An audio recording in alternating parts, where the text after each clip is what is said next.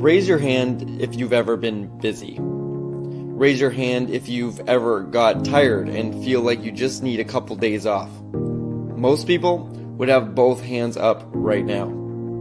That's our world, fast-paced and income-driven. That's why we get caught up in our own lives so often, and that's why it's understandable when most people don't focus on worries that aren't their own. So what makes someone become a humanitarian? Someone whose whole life focuses on the welfare of other humans. When you go back and you see kids that were living on the streets, kids had no structure, they had no routine, people who had nothing, they didn't have meals. When you see that they're all of a sudden they're waking up, they have structure, they have something to do, they have a meal in their belly, their life changes completely. They, like I said, their self-esteem changes, their self-worth, their ability to know who they are in the world and what they have the potential of becoming, you know, to give that hope, to give that dream, and then to watch people actually use that to do good for themselves and others it's amazing. It becomes an addiction. And with Serena's help, we'll find the meaning of life to a humanitarian.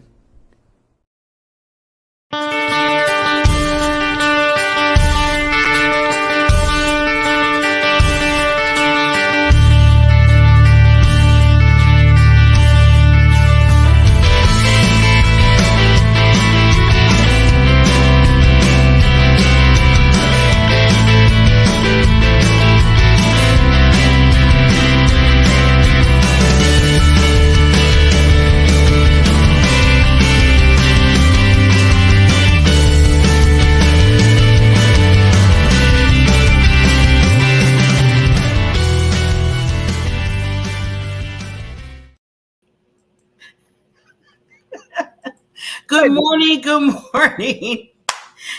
Welcome to what? Time to Shine Happiness Show. Barbara, I'm going to let you introduce yourself. Okay. Well, I'm Barbara Ellison, founder of Wellness Playroom for the best version of you. You know, and one of the things I have been working diligently on who I work with, why I work with them, what I do for them, that kind of thing. And so like right now I work with high achievers to overcome burnout and stress and imposter syndrome and those kinds of things.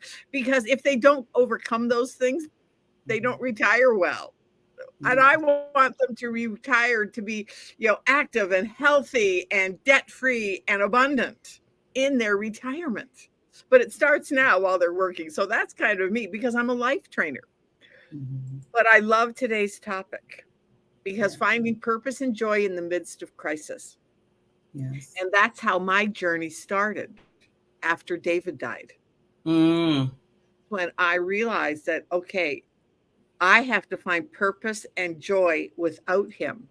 Because I had my whole life lined up that I was what I was going to do with David. Mm-hmm. And then all of a sudden it was out from underneath me. But that is what started the journey. So today, and part of that journey, I remember in the first year and a half, 2 years, I did things that would make me laugh. Mm-hmm. My goal is to make you laugh this morning. Okay. And so one of the things that I looked up, the myths and the superstitions of May. Okay. Oh, okay. May is my birthday month. It's your birthday month. My birthday is May 29th. Anyways, well, according to superstition, children born this month will be sickly all of their lives. Oh my God. You know, yeah, this is a myth. This is superstition. And you know what? It was true in my case until I got into the wellness space in my 40s. You know, so you kind of wonder sometimes. I looked back and I went, ooh, but I read that. I went, ooh, you know, because I was sickly. Anyways, but the one I liked too was cats that are born in May won't catch mice. And they might bring snakes into your house. Okay. No. Everything you're saying right now is like, I don't want none of this. Okay, so but now we'll get to the fun part. Those were the sillinesses. To enhance a youthful appearance and enhance your beauty, wash your face in the morning dew that you collect on the 1st of May. Well, we missed it. Okay. We missed May. Oh, we missed it. Oh. We missed it.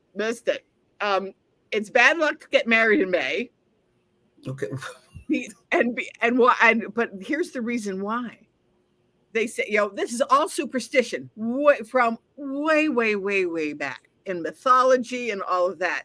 It's because May is considered to be the wedding month of the gods and the goddesses. So it would be very rude to upstage them. Oh, so they have to have their special. Okay, they have to have the gods and the goddesses. Okay, so now this one is it's very bad luck to wash blankets in May. Or yeah, what? Right? Where did these things come from? Because now we look back and we laugh at them. But these were superstitions and they were myths. And like one of the ones that I grew up with was never cross anyone on a stairway. Never cross anyone on the stairway. And I still don't do it. I mean, when my kids, I was like, I'll back up or go back up instead. It's like, okay, yeah, fine. But then the other one is don't ever buy a new broom in May. You know what? It's funny you said that because I did hear that before when I was growing up, and that was weird. You know what? My mother did the opposite though. She still bought a broom in May, even though somebody told her not to do it. Don't buy. But the thing is, where did that kind of stuff come from?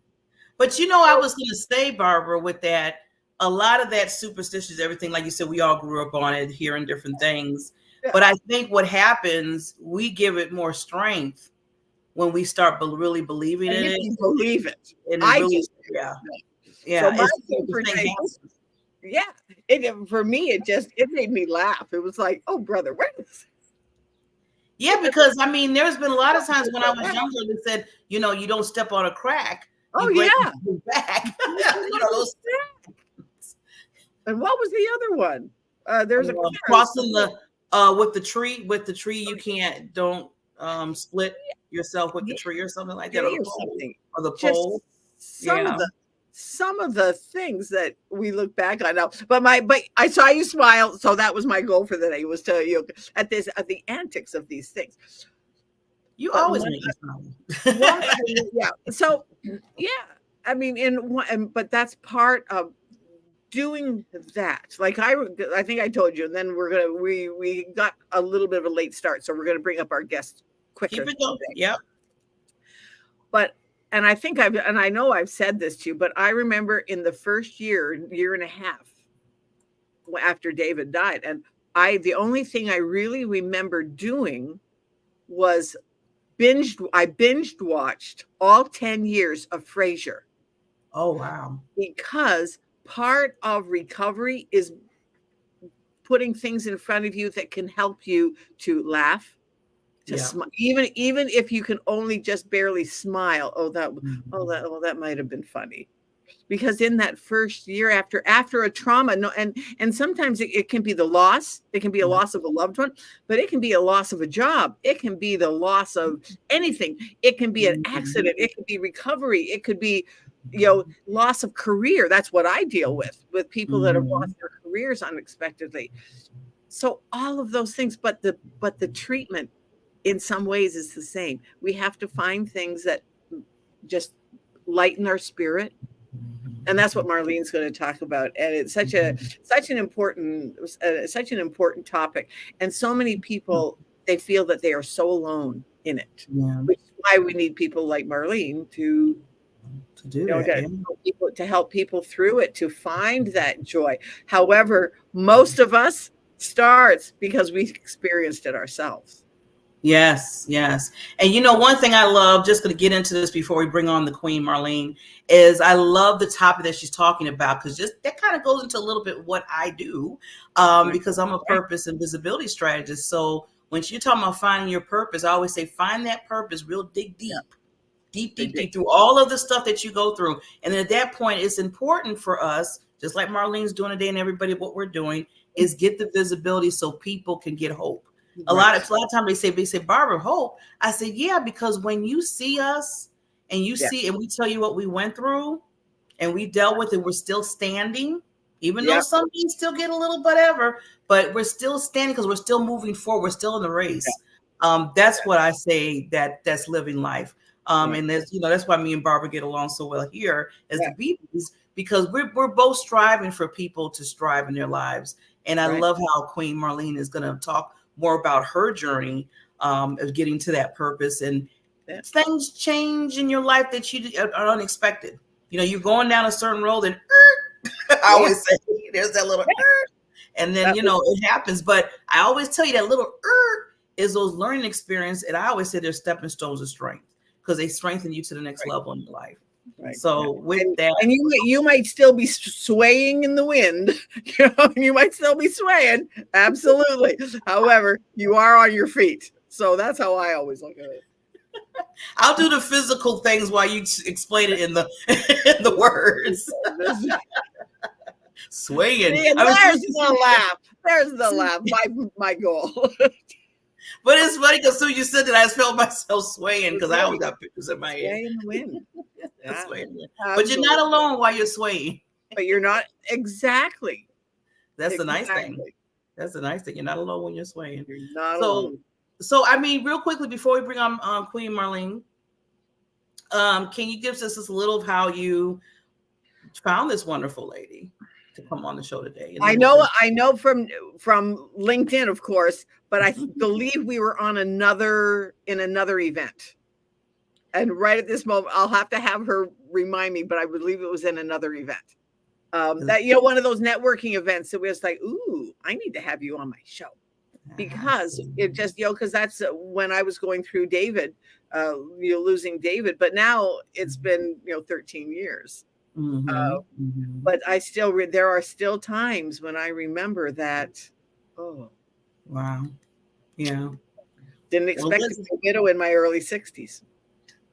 And you're blossoming so much and helping so many people. So with that, let's bring on Miss Marlene. After our sponsor, we have to give the sponsor some love. And then we'll be right back with Marlene. I don't know this song. My body becomes like a cement. Oh my God. That was the better one. Okay. Oh my God.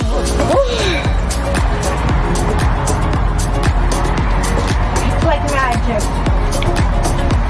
Literally like magic.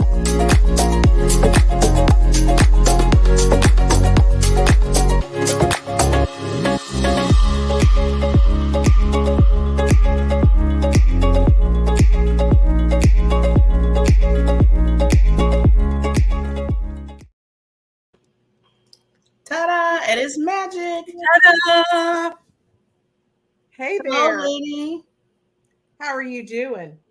Wonderful. And I know, well, you and Barbara know each other, but I'm the other Barbara, and I just got a chance to meet you. Just the little minutes that I met you this morning before we started, and I can feel the wonderful presence of Marlene. Queen.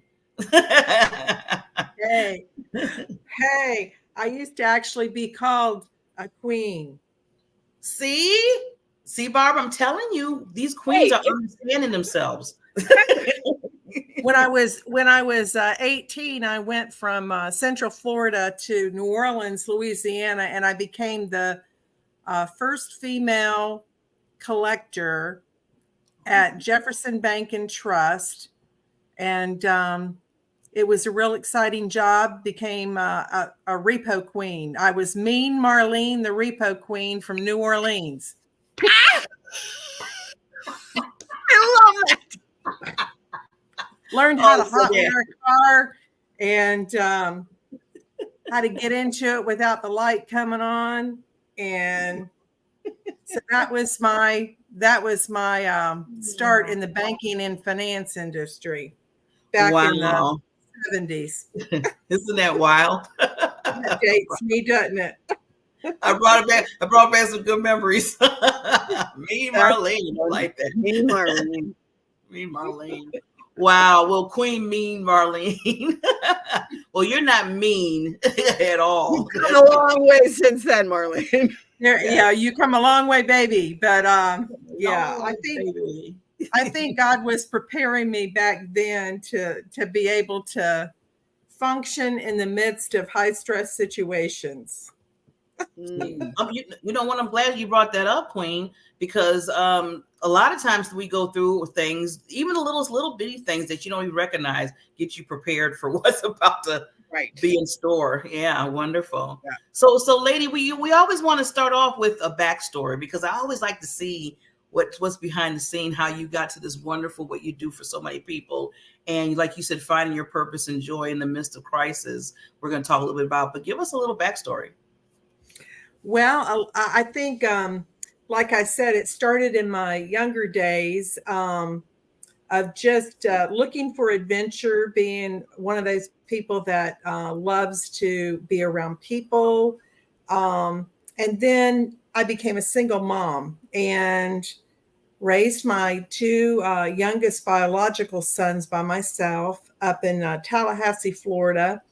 And when they got ready to go to college, my father, who was in Central Florida, my mother had passed away in my teens and had gotten really ill. Now, this was a man who went to work every day of his life, drove himself to work, had his own business, but got cancer and needed help. And my younger brother was running the business and the family business. And so I left Tallahassee as my boys left to go to college. And then I had another trauma hit me in my vocation, in my ministry, in the work that I was doing there. But then I had to go down and take care of my dad. And it was just a total life change, disaster type of situation. And I wish I could say that it got better after a few months, but it didn't. It seemed to get worse. And what happened was my body started to physically become ill as a result of this post-traumatic stress and trauma that hit me. And I mean, I got seriously ill, almost died a couple of times because my lymph system and body, just my vital organs had just started shutting down. And I can honestly say at that time, I was in ministry at the time, but God began to just open up my mind and began to show me things about trauma and stress and how trauma is, if you think about trauma, when you break something or apply stress to it, that bone or area becomes traumatized. And it connects to the brain. And a lot of times, even after a broken bone is healed, you can hit that area and your brain brings back that memory. And so I got into brain science. I got into crisis and trauma care counseling. And God began to just open up my heart about this part of the brain called the joy center. And I don't know if you know, it produces dopamine, it produces serotonin, it produces when it's triggered, it produces all these automatic response. It produces a fight or flight. You call it animal brain syndrome. And a lot of people do a lot of things when they're traumatized because their brain tells them that they're in danger, and they're going to do something to try and either fight, flight, or flood. And then because this dopamine is produced and these other things are produced, what happens is people, when they get traumatized, a lot of times, I believe this is a root of a lot of addictions, a lot of mental illness, a lot of physical things that happen in the body because we don't react well in the way God intended us to handle traumatic situations. And so I started doing into a study of this, and eventually what has evolved into is helping people through these times in their life where they want to get better, but a lot of times they don't know how to get better because they're in a place where they're biologically, mentally, and physically, they are overwhelmed and they just can't help themselves. And so it's almost like a trauma nurse or something, somebody that comes in and helps people find their purpose, find out what makes them laugh again. Right. And one of the biggest things that I have found is when I was going through my trauma crisis, I had a hard time loving. I had a hard time feeling loved, being loved. I had a hard time expressing my love because there was so much on my plate. I really couldn't absorb that emotion. And so I became a very self-centered and critical individual, even though I by nature, I'm not that. I became mean Marlene again. Yeah. Wow. So that's kind of the backstory of how I've gotten into this. And since then, I've not only work with individuals, but I work with groups of people. Work with people who work with high risk individuals or people. I spent a year in Alaska working with high risk population up there. Within a ministry, I worked in Africa with a children's home there, but also I still work with a church there that works in a very poverty area. And you see this, not only, we don't recognize it a lot here in the United States, but people are in trauma every day in these third world countries where they don't have food to eat, they don't have money to buy things, they don't have health care like we do, they don't have water like we do, they don't have shelter or electricity.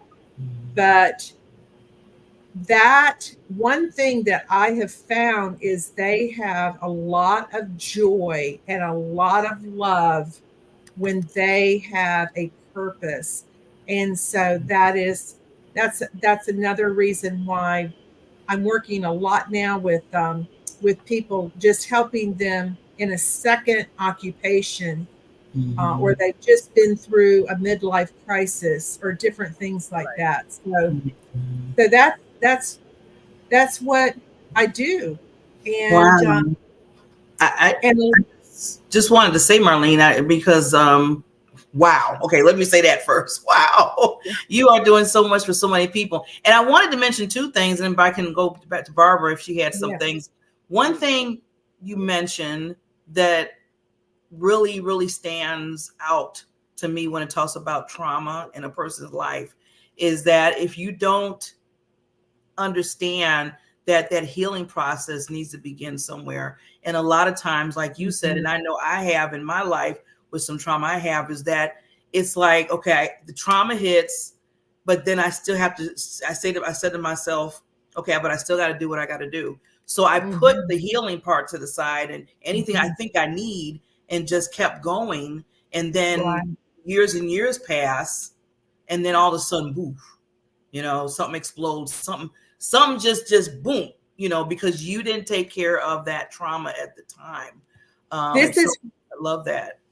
This is why we see first responders like firemen, police officers, hospital workers, even now news reporters that go to some of these countries.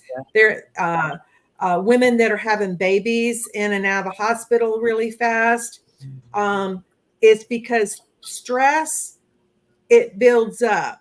And if you don't get rid of stress, it's like a half full glass of water. You have one event.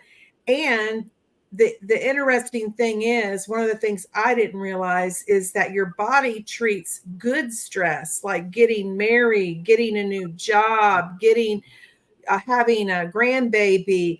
All these things are stress, and your body, if you don't process that. And I love the video that you had with your sponsor. I think it was before the show, was about giving these children something to do, giving them a purpose, giving them a schedule, giving them something to relieve that stress and trauma in a healthy way.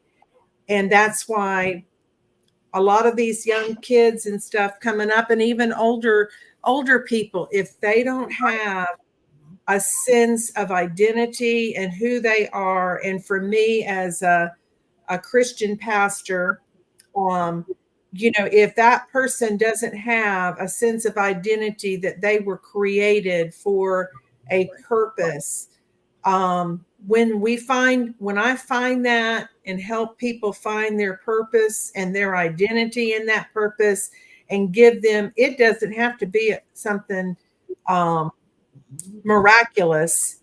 It can be just a little thing of doing something that gives them hope. Like you said earlier, Barbara, hope is the key, because if you don't have hope, you have no reason to even try and get well or get better. Yes. That's one of the things in my own life. I always thought, just discover your purpose, find your purpose. And I kept thinking that my purpose was some otherworldly thing out there. Right. The day I realized that my purpose comes from in here. Yes. And I had an opportunity to sit and just, okay, what is my purpose? And it just surfaced that my purpose is so simple: serve God, learn, and then teach others what I've learned. Right. That's it. I don't have to do anything bigger. I don't have to do anything, but that's my purpose. So whenever, and Barb can tell you this, that when I learn something, I come and on this show and share it.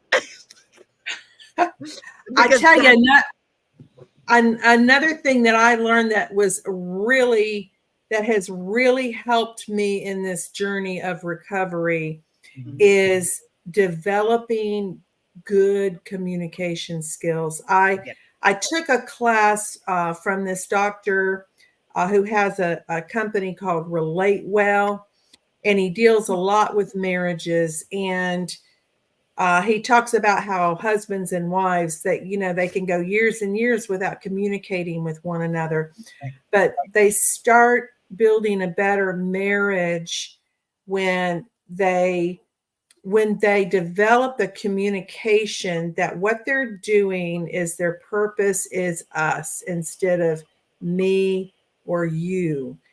And that hit me, the power of us, that this life is not all about me.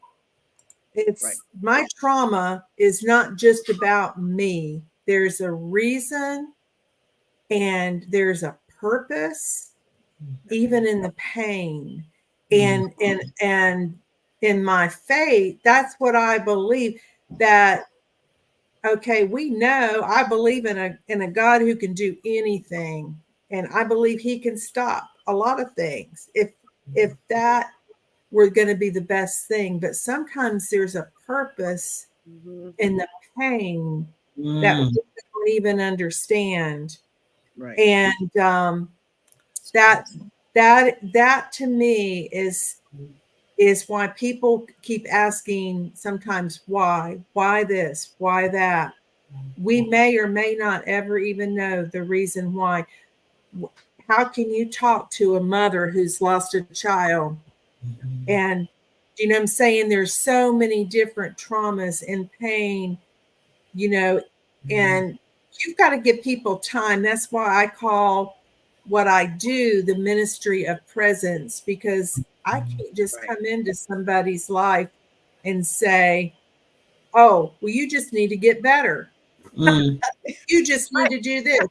You just need to get over it. You just need to move on to your other kids or this or that thing.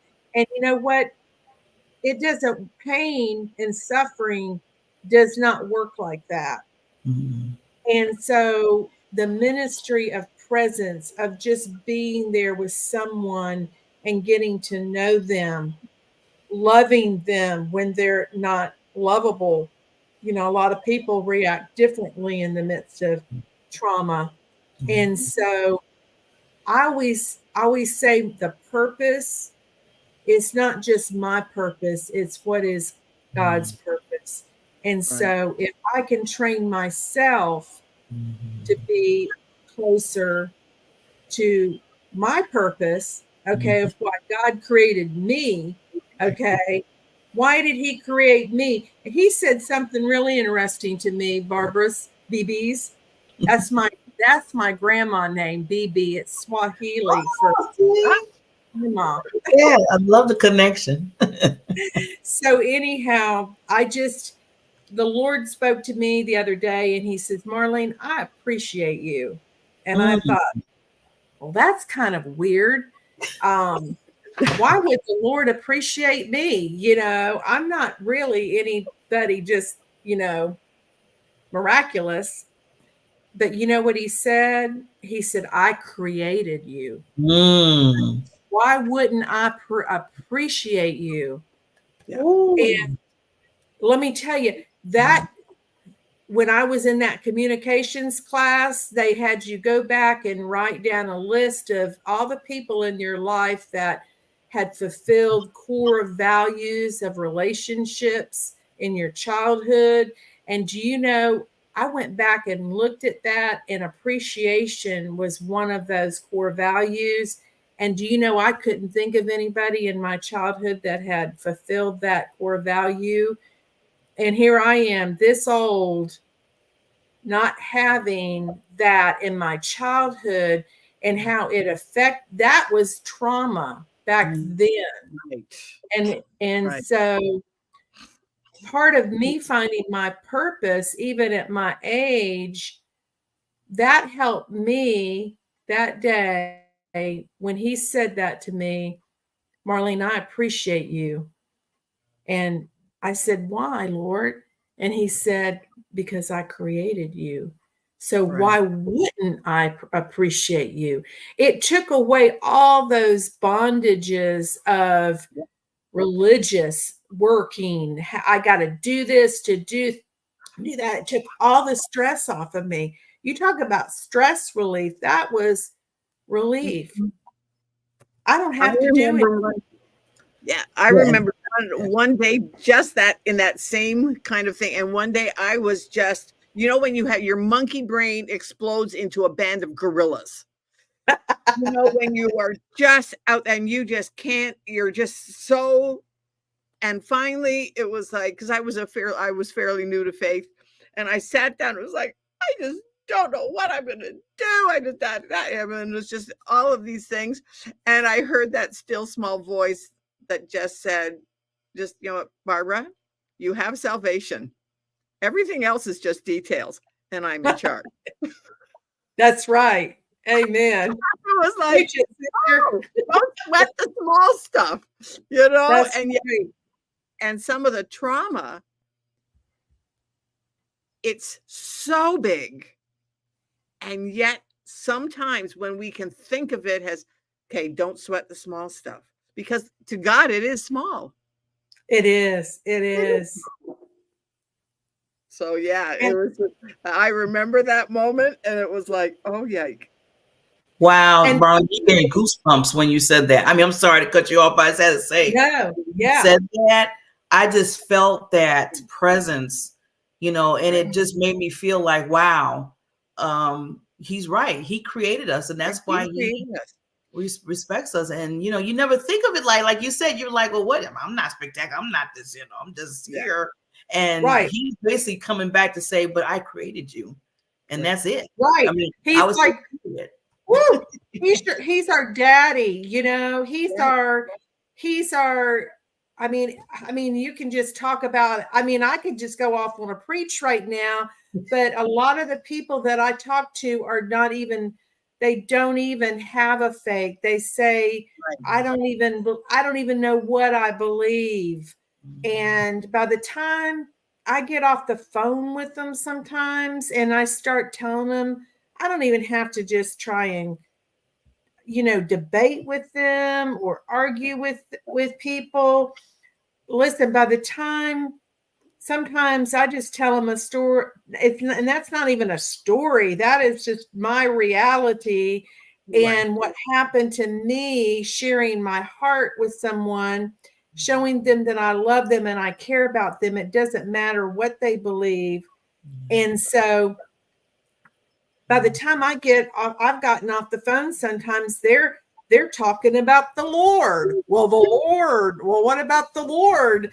And see, they meet him, and then it takes the pressure off of us as ministers or as coaches or as whatever, because this is not our responsibility. And I think that that's another thing that I deal a lot with pastors and people that I talk to, missionaries that I talk to. They try to take on the world's issues themselves. And yes, we're supposed to be doing good things and everything, but a lot of it is we can't do anything place to where we're in that place of peace. We're in that place of rest and overflow. That's why I love this kind program that you ladies have, because it is time to show what your age is. Everybody has purpose and everybody has a reason for what they're doing. And this is wonderful. I just appreciate y'all so much giving me the opportunity to come today. Yeah, this has really been answer to prayer for me. Yeah. Oh, wow. Well, you've been an answer prayer too, because you're just confirming so many things right now when it comes to your purpose and really letting, God come in. And I love how you said that, because God just wants us, he uses us. And I know, we can go to the preaching part, which this is to be just real talk, because we all love God, the Lord, is that, he uses us as the tools that he made. Like he said, he made us to just be ambassadors for him. And I always tell people that takes, like you said again, Marlene, that takes that pressure, because we feel like, because I was there too. And sometimes I'm still there. It's like, Lord, I just want to do this. I want to make sure this. I want to help this person. You help me do this. Right. And God's just saying, I just want you to be who you are, because I made you. Mm-hmm. You just talk. You just say your stories, what you've been through, what you've dealt with. And believe me, you're going to give that hope, and you're going to touch so many people. Now I'm using me as an example, but that's all of us here. That's all. Right. And that takes the pressure. Like you said, I love how you said it. That takes that pressure off, because he always says, put everything on him. That's right.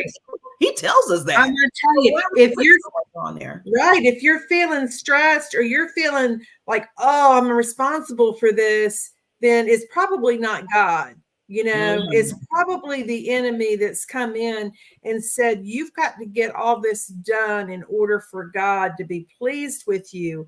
And that happens a lot in crisis and trauma and disasters, because you have what they call survivor's guilt as well. You have people that have gotten in there and done things, but yet they survived and someone didn't. And boy, I tell you, we're dealing with that all over our country right now with some of the disasters and things that have happened recently. Yes. Yeah. I also wanted, because I know with time, but I want to touch, because you talked about the joy in the midst of the crisis. Yes. And one thing, you talked about the video a little while ago, and I am one of the board members of Help Humanity, and we deal with Haiti the country of Haiti with the children. And as everybody knows, if you heard what's going on in Haiti, just like you said, around the world, it is very sad. I mean, I literally like just cry all the time when I cry out for them. And I just tell, but what I see, this is the part that I want to bring up what you said earlier. With everything they're going through, like you said, the no water, the no food, the schooling, they can't even go to school because it's their livelihood. Somebody their life might be taken away as they just go outside of their doors where they live. But they still get this joy. I still see a smile on their face when I see them, or we have pictures of them when we went down there to visit them. And I'm like, that's incredible how they're going through so much as a child, the trauma and everything, like you said. And they still got this laughter when they see people, and they give those big hugs when people come to them. Yeah. Well, this is just a theory that I have. I don't know. I haven't really discussed this, but I think part of it is the physical aspect.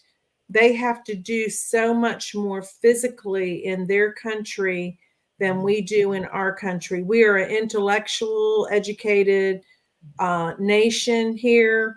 And I know I've also done training. Like I said, I was really sick in my body because of the trauma, but I learned to do trauma release exercises to get them out of my body. I started to do brain retraining, resilience training, capacity building. I started to do some very physical, mental, and emotional things. Dancing in a lot of these countries. When there's worship, there's a lot of dancing. That is releasing trauma, stress. They don't have the resources to get to the alcohol, the pharmaceuticals, the things that also are other, I call them babysitters for our trauma. So I think a lot of it is there's a biological reason too, while they're able to get through that crisis and trauma and accept it. And they have an extreme amount of appreciation and gratitude. And that's what I try and help teach people too. You have got to have an attitude of gratitude. If you don't, it's only going to increase the stress. Yeah. Yeah, that's powerful. Like you said, being grateful. I always tell myself, okay, when I start going, through my, like we all do a little pity, but whatever, saying, I don't want to do it. I go back and I look at people in different countries. I look at people that doesn't have what I have. And I'm like, Barbara, are you crazy? What are you doing? You can't complain about nothing. You can go in your kitchen and get some water. You can go to your refrigerator and get food. And you're sitting here complaining? So, right. I had to do like a little wake up call and say, hello. Hi. You got it good. Other people. Be grateful, Barbara.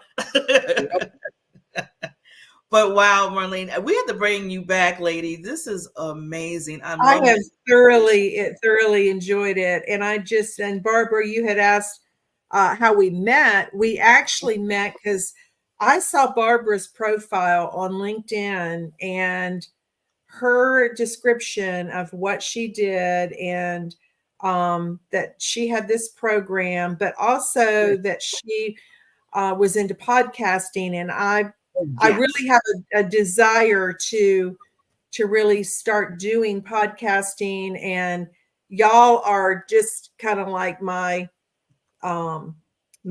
my mentors here. So I've just been watching your shows and just trying to teach myself a little bit of stuff. So I want to get with you more, because I know you ladies do that and help other podcasters get their podcast up and running, because we need to be out there proclaiming. Yes. Mm-hmm. Yes, you need to get our voice out there.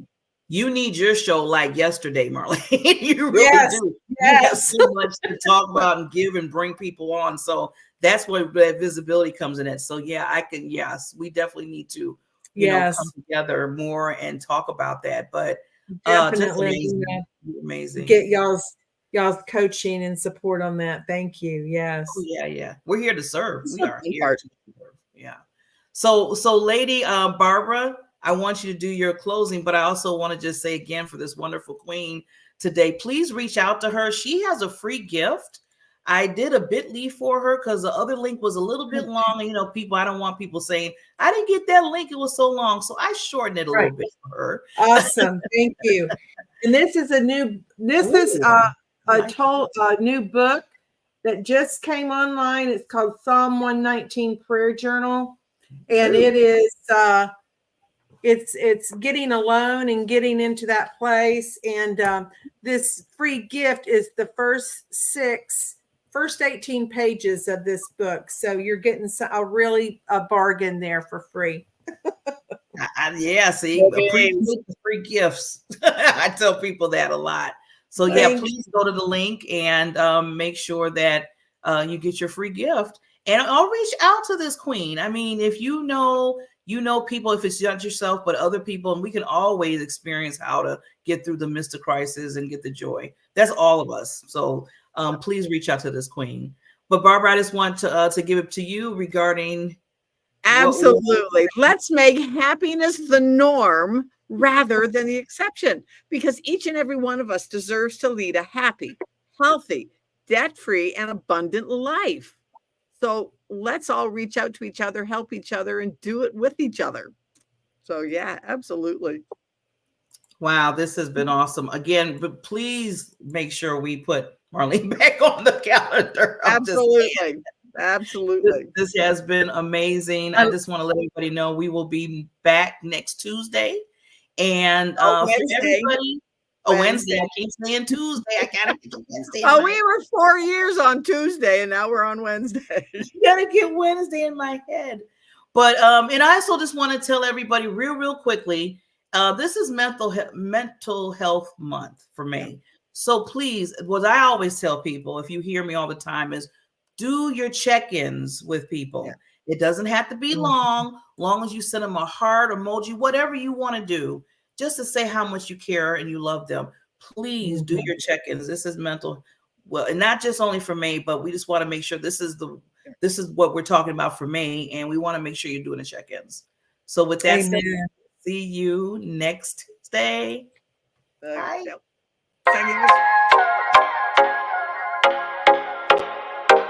Introducing the Diamond Factor Network, where we turn your business into a beacon of success. Imagine having your TV streaming show reaching audiences far and wide.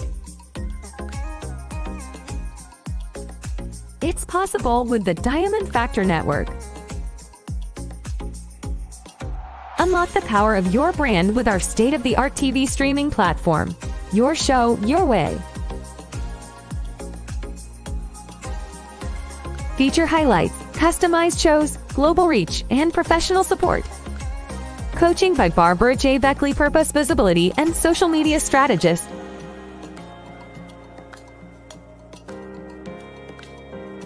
Ready to elevate your brand? Join the Diamond Factor Network today and let your brilliance light up the world. Shine bright, because your success